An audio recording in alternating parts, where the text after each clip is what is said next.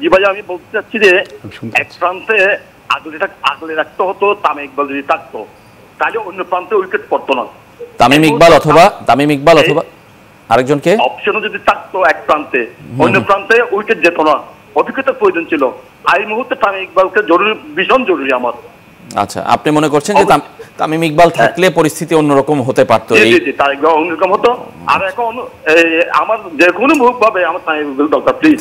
আচ্ছা, আর এটা সেটা হয়তো এই মুহূর্তে বাংলাদেশ জি জিম্বাবুয়ে আর কেনিয়ার দিকে যাচ্ছে কিনা আমার এটা নিয়ে সন্দেহ হচ্ছে এখন।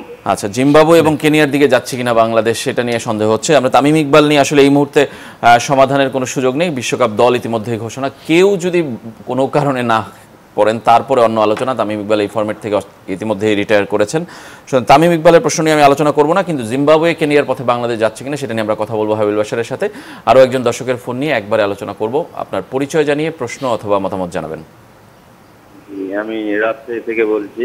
জি জি, আমরা শুনতে পাচ্ছি।